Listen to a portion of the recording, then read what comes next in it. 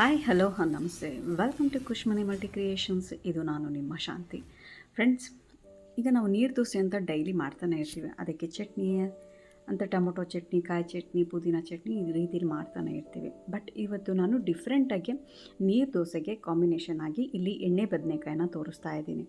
ಇದು ಅಕ್ಕಿ ರೊಟ್ಟಿಗೆ ಮತ್ತು ನೀರು ದೋಸೆಗೆ ತುಂಬಾ ಚೆನ್ನಾಗಿರುತ್ತೆ. ಮತ್ತು ಇದೇನಪ್ಪ ಅಂದರೆ ಬ್ರೇಕ್ಫಾಸ್ಟ್ಗೂ ಆಗುತ್ತೆ, ನಮ್ಗೆ ಇವನ್ ಲಂಚ್ ಟೈಮಲ್ಲೂ ಆಗುತ್ತೆ.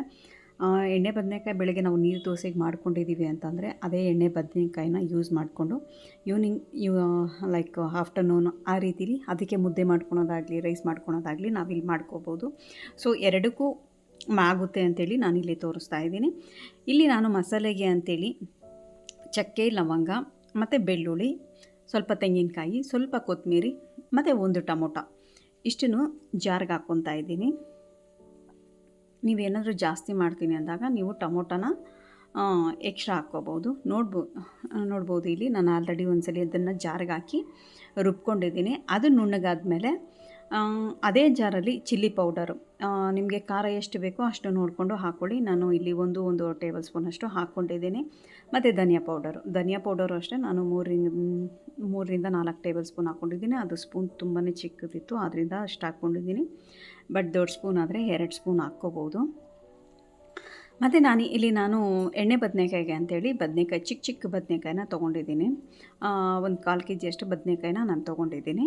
ಮತ್ತು ಕ್ಯಾಪ್ಸಿಕಮ್ ಇದು ಹಾಕಿ ನೋಡಿ ನೀವು, ತುಂಬಾ ಚೆನ್ನಾಗಿರುತ್ತೆ. ದೋಸೆಗೆ, ನೀರು ದೋಸೆಗೆ, ಅಕ್ಕಿ ರೊಟ್ಟಿಗೆ ತುಂಬಾ ಚೆನ್ನಾಗಿರುತ್ತೆ. ಇವನ್ ನೀವೇನಾದರೂ ಗೀ ರೈಸು ಈ ಥರ ಎಲ್ಲ ಮಾಡಿಕೊಂಡಾಗ ಈ ಗ್ರೇವಿ ಮಾಡಿಕೊಂಡ್ರೆ ತುಂಬಾ ಚೆನ್ನಾಗಿರುತ್ತೆ. ಎಣ್ಣೆ ಬದನೆಕಾಯಿ ಅಂತೂ ತುಂಬಾ ಚೆನ್ನಾಗಿರುತ್ತೆ. ನಾನಿಲ್ಲಿ ಕ್ಯಾಪ್ಸಿಕಮ್ನೂ ಸಹ ಚೆನ್ನಾಗಿ ತೊಳೆದು ಕಟ್ ಮಾಡಿ ಇಟ್ಕೊಂಡಿದ್ದೀನಿ. ಮತ್ತು ಅದನ್ನು ಮೀಡಿಯಮ್ ಸೈಜಲ್ಲಿ ಕಟ್ ಮಾಡ್ಕೊತಾ ಇದ್ದೀನಿ. ಜಾಸ್ತಿ ಚಿಕ್ಕದಾಗಿ ಕಟ್ ಮಾಡಬೇಡಿ, ಅದು ದಪ್ಪನೇ ಇರಲಿ. ನಮಗೆ ಬಾಯಿಗೆ ಸಿಗೋ ಥರ ಇದ್ದರೆ ತುಂಬಾ ಚೆನ್ನಾಗಿರುತ್ತೆ. ನೋಡ್ಬೋದು, ನಾನು ತುಂಬ ದೊಡ್ಡದಾಗೇ ಕಟ್ ಮಾಡ್ಕೊತಾ ಇದ್ದೀನಿ. ಮತ್ತು ಬದನೆಕಾಯಿ ಅಷ್ಟೇ ತೊಳೆದು ಎಲ್ಲ ಕಟ್ ಮಾಡಿಕೊಂಡು, ನೀವು ಬೇಕಂದರೆ ಒಂದು ಪಾತ್ರೆಯಲ್ಲಿ ಉಪ್ಪು ನೀರು ಹಾಕಿಟ್ಬಿಟ್ಟು ಆ ನೀರಲ್ಲಿ ಸಹ ಕಟ್ ಮಾಡಿ ಹಾಕ್ಕೋಬೋದು. ಆವಾಗ ಅದು ಏನು ಬದನೆಕಾಯಿ ಕಪ್ಪಗಾಗುತ್ತಲ್ಲ, ಆ ಕಪ್ಪಿಗೆ ಆಗಲ್ಲ. ಬಟ್ ಇಲ್ಲಿ ನಾನೆಲ್ಲ ಮಸಾಲೆ ಎಲ್ಲ ಫಸ್ಟೇ ರೆಡಿ ಮಾಡಿಕೊಂಡಿರೋದ್ರಿಂದ ನಾನು ಡೈರೆಕ್ಟಾಗೆಲ್ಲ ಹಾಗೆ ಮಾಡ್ಕೊತಾ ಇದ್ದೀನಿ. ಮತ್ತು ನಮಗೆ ಬದನೆಕಾಯಲ್ಲಿ ಆ ತೋಟ ಇರುತ್ತಲ್ಲ, ಆ ತೋಟನ ಫುಲ್ಲು ಕಟ್ ಮಾಡಬೇಡಿ. ಅದು ಆ್ಯಕ್ಚುಲಿ ತುಂಬಾ ಟೇಸ್ಟ್ ಇರುತ್ತೆ. ನೀವು ಒಂದ್ಸಲಿ ಬೆಂದಮೇಲೆ ತಿಂದು ನೋಡಿ, ಅದು ತುಂಬಾ ಚೆನ್ನಾಗಿರುತ್ತೆ. ಅದರಿಂದ ನಾನು ಕಂಪ್ಲೀಟಾಗಿ ಆ ತೋಟನ ನಾನು ಕಟ್ ಮಾಡಿಲ್ಲ. ಆ ಕಡ್ಡಿ ಇದೆಯೋ ಆ ಕಡ್ಡಿನ ಹಾಗೆ ಇಟ್ಕೊಂಡಿದ್ದೀನಿ. ಅದು ನಮಗೆ ಗ್ರೇವಿಲಿ ತುಂಬಾ ಚೆನ್ನಾಗಿರುತ್ತೆ. ಮತ್ತು ಈಗ ನಾವು ಏನು ರುಬ್ಬಿಟ್ಕೊಂಡಿದ್ದೀವೋ ಮಸಾಲೆನ, ಆ ಮಸಾಲೆನ ನಾನು ಇಲ್ಲಿ ಬದನೆಕಾಯಿಗೆ ತುಂಬಿಟ್ಕೊತಾ ಇದ್ದೀನಿ. ಹೀಗೆ ತುಂಬಿಟ್ಕೊಳೋದ್ರಿಂದ ನಾವು ಎಣ್ಣೆಲಿ ಫ್ರೈ ಮಾಡಬೇಕಾದ್ರೆ ಅದು ತುಂಬಾ ಚೆನ್ನಾಗಿ ಫ್ರೈ ಆಗುತ್ತೆ. ಮತ್ತು ಇದು ಏನಪ್ಪ ಅಂತಂದರೆ, ನಾನು ಬಾಣಲಿಲಿ ಮಾಡ್ತಾಯಿಲ್ಲ. ಚಿಕ್ಕದು ನಮಗೀಗ 2 ಲೀಟರು 3 ಲೀಟರ್ ಪ್ಯಾನ್ ಬರುತ್ತಲ್ಲ, ಕುಕ್ಕರು, ಆ ಕುಕ್ಕರಲ್ಲಿ ನಾನು ಮಾಡ್ಕೊತಾ ಇದ್ದೀನಿ. ಆ ಥರ ಚಿಕ್ಕ ಕುಕ್ಕರಲ್ಲಿ ಮಾಡ್ಕೊಳೋದ್ರಿಂದ ನಮಗೇನು ಟೈಮ್ ಜಾಸ್ತಿ ತೊಗೊಳಲ್ಲ, ಬೇಗನೆ ಆಗೋಗುತ್ತೆ. ಈಗ ಬೆಳಗ್ಗೆ ಹೊತ್ತು ಒಂದೊಂದ್ಸಲಿ ನಾವು ಬಾಣಲಿಲೇ ಮಾಡಬೇಕು ಅಂತಂದರೆ ಸ್ವಲ್ಪ ಬೇಯಿಸ್ಕೊಳೋದು, ಬದನೆಕಾಯಿ ಬೇಯುತ್ತೆ ಬೇಗ. ಬಟ್ ಆದರೂ ಇನ್ನೂ ಬೇಗ ಬೇಕು ಅಂದಾಗ ನಾವು ಈ ರೀತಿಲಿ ಕುಕ್ಕರಲ್ಲಿ ಮಾಡ್ಕೋಬೋದು. ಈಗ ನಾನು ಚಿಕ್ಕದೊಂದು ಕುಕ್ಕರ್ ಇಟ್ಕೊಂಡು ಆ ಕುಕ್ಕರಲ್ಲಿ ಎಣ್ಣೆ ಹಾಕಿ, ಸಾಸಿವೆ ಹಾಕಿ, ಒಂದು ಈರುಳ್ಳಿ ಸಣ್ಣಗೆ ಉದ್ದಕ್ಕೆ ಕಟ್ ಮಾಡಿ ಎಣ್ಣೆ ಒಳಗಡೆ ಕಾದಾದ್ಮೇಲೆ ಫ್ರೈ ಮಾಡ್ಕೊತಾ ಇದ್ದೀನಿ. ಮತ್ತು ಅದ್ರ ಜೊತೆಗೇ ಸ್ವಲ್ಪ ಕೊತ್ತಂಬರಿನೂ ಸಹ ಹಾಕ್ಕೊಂಡು ಫ್ರೈ ಮಾಡ್ಕೊತಾ ಇದ್ದೀನಿ.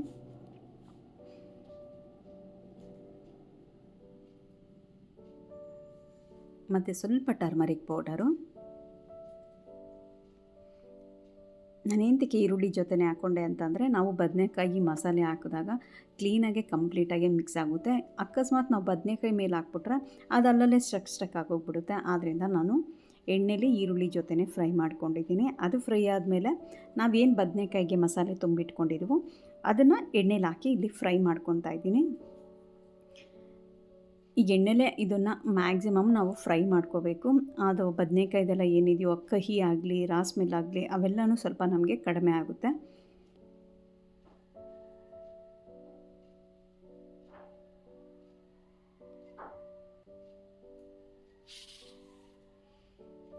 ಈಗ ನಮಗೆ ಬದನೇಕಾಯಿ ಆಲ್ಮೋಸ್ಟ್ ಫ್ರೈ ಆಗಿದೆ ಅಂದಾಗ ನಾವು ಏನು ಕ್ಯಾಪ್ಸಿಕಮ್ ಕಟ್ ಮಾಡಿ ಇಟ್ಕೊಂಡಿರ್ತೀವೋ ಆ ಕ್ಯಾಪ್ಸಿಕಮ್ನ ಹಾಕ್ಕೊಂಡು ಒಂದೆರಡು ನಿಮಿಷ ಅಷ್ಟು ಫ್ರೈ ಮಾಡ್ಕೊಳ್ಳಿ.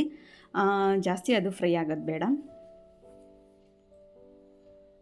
ಮತ್ತು ಈಗ ರುಚಿಗೆ ನಮ್ಗೆ ಎಷ್ಟು ಬೇಕೋ ಅಷ್ಟು ಉಪ್ಪು ಹಾಕ್ಕೊಂಡು ಮತ್ತೆ ಅದನ್ನು ಫ್ರೈ ಮಾಡ್ಕೊಳ್ಳೋಣ. ಫ್ರೈ ಮಾಡ್ಕೊಳೋದ್ರಿಂದ ಮತ್ತು ಅದು ಏನು ಕ್ಯಾಪ್ಸಿಕಮ್ ಆಗಲಿ ಬದನೇಕಾಯಿ ಆಗಿದೆಯೋ ಏನೇ ಒಂದು ತರಕಾರಿ ನಾವು ಹಾಕ್ಕೊಂಡಾಗ್ಲೂ ಉಪ್ಪು ಹಾಕಿದ ತಕ್ಷಣ ಸ್ವಲ್ಪ ಬೇಗ ಬೇಯುತ್ತೆ. ಈಗ ಆಲ್ಮೋಸ್ಟ್ ಅದು ಆಗಿದೆ.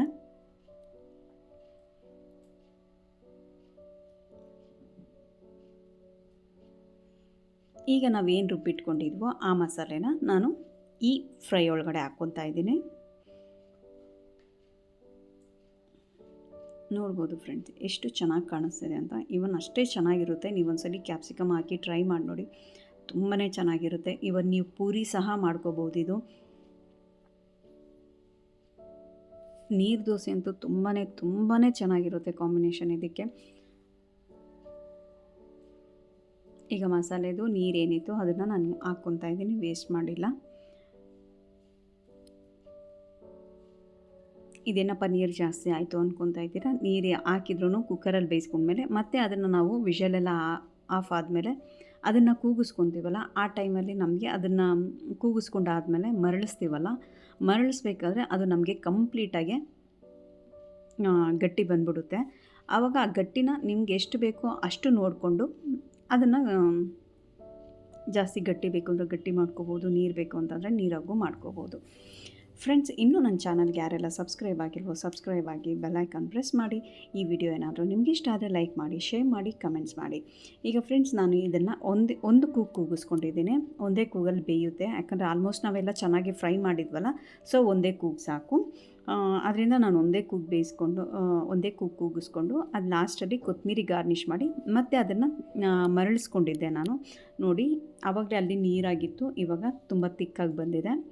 ಇಷ್ಟು ತಿಕ್ಕಿದರೆ ನಮಗೆ ದೋಸೆಗೆ, ಚಪಾತಿಗೆ, ಅಕ್ಕಿ ರೊಟ್ಟಿಗೆ ತುಂಬಾ ಚೆನ್ನಾಗಿರುತ್ತೆ, ಚೆನ್ನಾಗಿ ಮ್ಯಾಚ್ ಆಗುತ್ತೆ.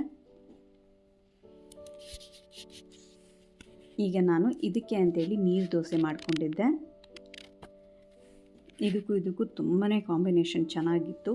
ನಾನು ಇದನ್ನು ಫಸ್ಟ್ ಟೈಮೇ ಮಾಡಿದ್ದು. ಬಿಡು ಮಧ್ಯಾಹ್ನಕ್ಕೂ ಸಾಂಬಾರು ಆಗ್ಬಿಡುತ್ತಲ್ಲ ಅನ್ನೋ ಇದರಲ್ಲಿ ನಾನು ಮಾಡಿದೆ ಟಿಫನ್ಗೆ ಅಂತ. ಬಟ್ ಇದು ಇಷ್ಟು ಚೆನ್ನಾಗಿತ್ತು ಅಂತ ನನಗೆ ಇದು ಮಾಡಾದ್ಮೇಲೆ ಗೊತ್ತಾಗಿತ್ತು. ನಿಜವಾಗ್ಲೂ ತುಂಬಾ ಚೆನ್ನಾಗಿತ್ತು, ತುಂಬಾ ಟೇಸ್ಟಿಯಾಗಿತ್ತು. ಇದನ್ನು ನೀವು ಒಂದ್ಸಲಿ ಟ್ರೈ ಮಾಡಿ ಮನೇಲಿ. ಹೇಗಿತ್ತು ಅಂತೇಳಿ ಕಮೆಂಟ್ಸ್ ಮುಖಾಂತರ ತಿಳಿಸಿ. ಇವನ್ ಮಾಮೂಲಿ ದೋಸೆನೂ ಮಾಡ್ಕೋಬೋದು, ಪೂರಿ ಮಾಡ್ಕೋಬೋದು, ಅಕ್ಕಿ ರೊಟ್ಟಿನೂ ಮಾಡ್ಕೋಬೋದು. ನಿಮಗೆ ಯಾವುದು ಬೇಕಂದ್ರೂ ಅದನ್ನು ಮಾಡ್ಕೊಳ್ಳಿ. ಹೇಗಿತ್ತು ಅಂತ ಕಮೆಂಟ್ಸ್ ಮುಖಾಂತರ ತಿಳಿಸಿ friends. Thank you friends, thanks for watching.